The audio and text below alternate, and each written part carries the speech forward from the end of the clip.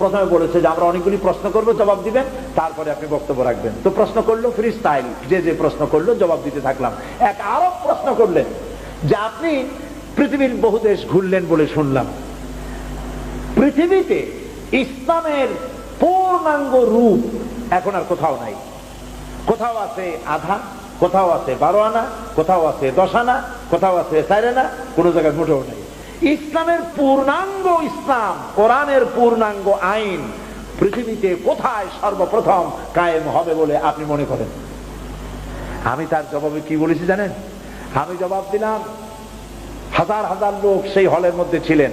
আমি জবাবে বললাম, গোটা পৃথিবী ঘুরে, এই পৃথিবীর বহু দেশ ঘুরে আমার যে রিডিং এবং অবজারভেশন, তাতে আমার মন বলে পৃথিবীতে আপনি ঠিকই বলেছেন, পৃথিবীতে কোথাও পূর্ণাঙ্গ ইসলাম নাই। 14 আনা, 12 আনা, 8 আনা এরকম আছে, পূর্ণাঙ্গ নাই।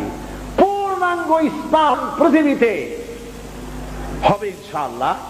তবে যেখান থেকে শুরু হবে বলে আমার বিশ্বাস, সেটা আমার প্রিয় জন্মভূমি, 56,000 বর্গ মাইলের দেশ, আমার প্রিয় জন্মভূমি বাংলাদেশে সর্বপ্রথম কোরআনের রাজ কায়েম হবে ইনশাআল্লাহ।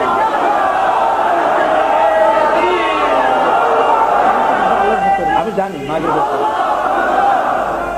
ভাইরা, আমি তাদের বললাম, দেখেন এইটা আমি কায়ের জোরে বলি নাই, এর পেছনে দলিল আছে। দলিলটা হলো এই, আমার দেশে আজ 12 কোটি মুসলমান। এই 12 কোটি মুসলমান ঘুমোতে যায় এশার আজান শুনে। 2.5 থেকে 3 লক্ষ মসজিদের মিনারা থেকে আজানের আওয়াজ হয়, আশহাদু আল্লা ইলাহা ইল্লাল্লাহ। কে থামাবি? চিৎকার দিয়ে আজানের আওয়াজ বন্ধ করবা? मगरिब की वादियों में गूंजी अज़ा हमारी, थमथा न था किसी से सैल रवा हमारा। প্রাচ্য প্রতীচ্ছে, অন্তরিক্ষে, বাতাসে, ইধারে, পাহাড়ে, পর্বতে, সমুদ্রের ঢেউয়ে রণিত, অনুরণিত, ধ্বনিত, প্রতিধ্বনিত হবে আশহাদু আন্না মুহাম্মাদার রাসূলুল্লাহ। আবু জাহেলের গোষ্ঠীরা চিল্লায়া আযানের আওয়াজ বন্ধ করে দিতে পারবে না। আল্লাহু আকবার। এই 2.5 থেকে 3 লক্ষ মসজিদের মিনারা থেকে এশার আযান শুনে 12 কোটি মানুষ রাতের বেলায় ঘুমোতে যায়। আর বাংলার 12 কোটি মানুষ এই 2.5 থেকে 3 লক্ষ মসজিদের মিনারের আজানের আওয়াজ শুনে তাদের ফজরে ঘুম ভেঙে যায়। আমার মুসলমান বাংলাদেশে লক্ষ লক্ষ মাদ্রাসা মসজিদ বুকে ধারণ করে ধন্য বাংলার মাটি। ধর্ম নিরপেক্ষ মতবাদের জায়গা বাংলাদেশে হবে না, বাংলাদেশে হবে কোরআনের রাজ কায়েম হবে ইনশাআল্লাহ। আমি বললাম, আমার নিজের চোখে দেখা, আমার নিজের চোখে দেখা, আমার বাংলার মানুষ, গরিব মানুষ, পরাটা গোস্ত দিয়া সকালবেলা নাস্তা হয় না। সকালবেলায় পান্তা ভাত, পেঁয়াজ, কাঁচামরিচ, কোন রকম পানি ভাত। মনে আছে না পান্তা ভাতের কথা আপনাদের? না আবার আপনারা কবেন জুনি আমাদের পান্তা ভাত খাওয়াই গেছে। কত যে জ্বালা। সকালবেলায় আমার চাষি পান্তা ভাত খাইয়া, তাও পেট ভরা না, সামান্য পান্তা ভাত খাইয়া কোমরে একটা গামছা বাঁধে, যেহেতু পেটে ক্ষুধা, পেট ভরে নাই। এরপরে গরু নিয়া, হাল নিয়া, লাঙ্গল নিয়ে মাঠে চাষ করতে যায়। আমার চোখে দেখা। বাংলার আনাচে কানাচে ঘুরি, আলহামদুলিল্লাহ বাংলাদেশের এমন কোন উল্লেখযোগ্য জায়গা নাই যেখানে আমি যাইনি, আলহামদুলিল্লাহ।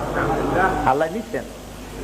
আমার চোখে দেখা, আমার চাষি চাষ করে করে, হাতে ঘড়ি নাই, আকাশের দিকে তাকায় দেখে জোহরে রক্ত হয়ে গেছে। গরুগুলা দাঁড় করায় রাখিয়া কাদা পানি দিয়ে কোন রকম উজু করিয়া কোমরের গামছাটা খুলিয়া মাথায় বান্ধিয়া আইলের উপরে দাঁড়াইয়া ক্ষুধার্ত চাষি আল্লাহর সিজদা দেয়। এই আমার বাংলাদেশ। চাষি, শ্রমিক, কৃষক, মেহনতি মানুষ, বাংলার এই অভুক্ত মানুষগুলি আল্লাহর সিজদা দেয়, নামাজ পড়ে। আমার বাংলাদেশেই ইসলামের জন্য এ পর্যন্ত 111 জন ইসলামী ছাত্র শিবিরের নেতা কর্মী শাহাদাতের নজরানা আল্লাহর দরবারে পেশ করে দিয়েছে। বাংলাদেশে কোরআনের রাজ কায়েম হবে ইনশাআল্লাহ। যারা বিরোধিতা করছো, 5 পাতা 6 পাতার পত্রিকা একটা বাইর করিয়া সমান ইসলামের গাল দিতেছো, তোমাদের নাকের ডগার উপরে কালেমার পতাকা পথ পথ করে উঠবে ইনশাআল্লাহ।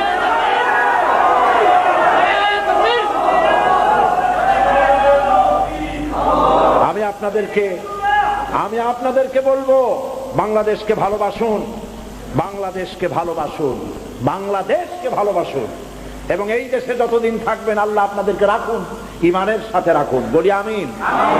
হিন্দু সংস্কৃতিতে ডুবে যাবেন না, মুসলমান পরিচয় বেঁচে থাকুন, বাংলাদেশকে ভালোবাসুন।